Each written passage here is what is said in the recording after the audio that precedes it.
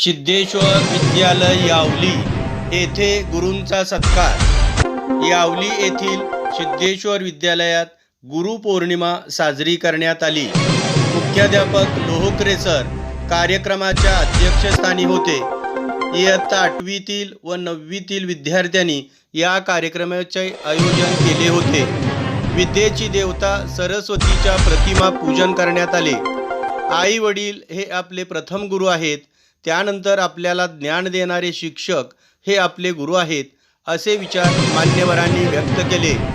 यावेळी विद्यालयातील इयत्ता 8वी व 9वीतील विद्यार्थ्यांनी शिक्षक व शिक्षकेतर कर्मचारी यांचा गुलाब पुष्प व पेन देऊन सन्मान केला।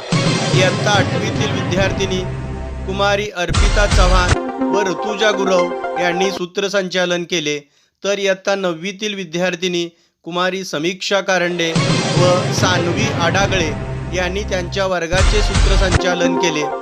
यावेळी गौरी वाघमारे, अर्पिता चव्हाण, दीपाली जगताप, समृद्धी माळी, ऋतुजा गुरव, प्रांजल दळवे या विद्यार्थिनीने गुरुपौर्णिमेनिमित्त शिक्षकाबद्दलचा आदरभाव व्यक्त केला। शेवटी अर्पिता चव्हाण या 8वीतील विद्यार्थिनींनी आभार मानले। हिऱ्याप्रमाणे पैलू पाडतो तो गुरु, जीवन जगण्याचा योग्य मार्ग दाखवतो तो गुरु, जीवनातील खरा आनंद शोधायला शिकवतो तो गुरु, आव्हानावर मात करायला आत्मविश्वास मिळवून देतो तो गुरु। यावेळी लोहकरे सर म्हणाले, भारतीय संस्कृतीत गुरुला ईश्वराचे स्थान दिले आहे, कारण गुरु आपल्या जीवनात ज्ञानाचा प्रकाश घेऊन येतात। आषाढ पौर्णिमेला गुरुपौर्णिमा असेही म्हणतात। गुरु या शब्दामध्ये सगळे सामावलेले आहे। ज्या शिष्याने गुरुला देव तुल्य मानले त्यांनी यशस्वी शिखरे गाठल्याची अनेक उदाहरणे आहेत। योग्य गुरु भेटल्याशिवाय माणूस आयुष्यात काही करू शकत नाही, असे विचार त्यांनी अध्यक्षस्थानावरून मांडले। वाकळे सर म्हणाले, आई वडील पंख देतात, त्या पंखात भरारी मारण्याचे बळ गुरुजन देतात। गुरु परमात्मा, कला, शास्त्र यांच्या निर्मितीमध्ये गुरु शिष्याची मोठी परंपरा आहे। गुरु शिष्याचे नाते हे केवळ शिक्षणापुरते मर्यादित नसते। शिष्याच्या मनातील वैचारिक गोंधळ दूर करणारा, समाजाला सकारात्मक दिशा देण्याचं काम गुरुच करत असतो। विद्यालय सुटतं पण आठवणी कधीच आपल्या जीवनात सुटत नाहीत। गुरु नावाचं पातं कधीच तुटत नाही। आधुनिक काळात सर्व क्षेत्रात तंत्रज्ञानामुळे प्रसंगी झाली आहे, ती सुद्धा हजारो वर्षापासून ज्ञानदानाचे कार्य व प्रसार गुरु शिष्य परंपरेने झालेला आहे व आज तागायत तो सुरू आहे। संत कबीरांनी लिहून ठेवल्याप्रमाणे गुरु बिन कौन बतावे बाट या ओळीची प्रचिती प्रत्येक क्षेत्रामध्ये आपल्याला येते।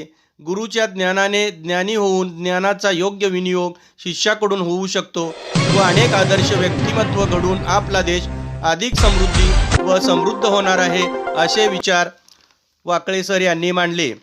जाधव मॅडम आपल्या भाषणात म्हणाल्या, निसर्ग हाही गुरुच आहे।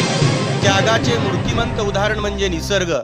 निसर्गातील नद्या, पर्वत, झरे, धबधबे, दऱ्याखोऱ्या, पर्वत, फळे, पाऊस, सरोवरे, वृक्ष हे आपणास निश्चलता, गांभीर्य, परोपकार, सहिष्णुता शिकवतात। निसर्ग हा जणू महान जादूगारच, त्याच्याजवळ ज्ञानाचा प्रचंड खजिना आहे। निसर्गातून आपल्यावर कितीही चांगले संस्कार घडतात, पण त्यासाठी सर्वांनी निसर्गाची पूजा करायला हवी। वृक्ष, वेली, फुले, फळे यापासून शीतलता, जमिनीपासून दृढ निर्धार असे कितीतरी संस्कार आपण निसर्गातून घेत असतो, असे विचार त्यांनी व्यक्त केले। लिगाडे मॅडम आपल्या भाषणात म्हणाल्या, गुरुर ब्रह्मा गुरुर विष्णू गुरुर देवे महेश्वरा गुरुर साक्षात परब्रह्म तस्मेन श्री गुरुवे नमः। गुरु म्हणजे ब्रह्मा, विष्णू, महेश यांचे रूप, असा गुरुमामा भारतीय संस्कृतीत वर्णन केला आहे। गुरु आणि देव दोघेही माझ्यासमोर उभे राहिले तर प्रथम मी कोणास प्रणाम करावे? ज्याने मला देवाची ओळख करून दिली त्या गुरुला मी नमन करतो, असे संत कबीर म्हणतात, असे विचार चौ लिगाडे मॅडम यांनी व्यक्त केले। यावेळेस बोलताना जगताप सर आपल्या भाषणात म्हणाले, कुंभार ज्याप्रमाणे मातीच्या गोळ्याला आकार देऊन मडके बनवतो, त्याप्रमाणे गुरु सजीव व मानवरूपी व्यक्तिमत्वाला आपल्या संस्कारांनी आदर्श घडवतात। गुरुचे ज्ञान सागराप्रमाणे अथांग आहे.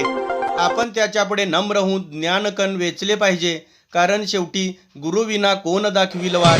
गुरुविना न मिळे ज्ञान, ज्ञानविना न होई जगी सन्मान. जीवन भवसागर ताळाया, चला वंदू या गुरुया. जे जे मानसासी ठावे, ते दुसऱ्यासे देई. शहाणे करून सोडी सकळ जना, तोची गुरु खरा. आधी चरण तयाचे धरा. असे गुरुबद्दल विचार त्यांनी व्यक्त केले. शेवटी जाता जाता एवढेच, गुरु म्हणजे आहे काशी सती तीर्थ तयापासी.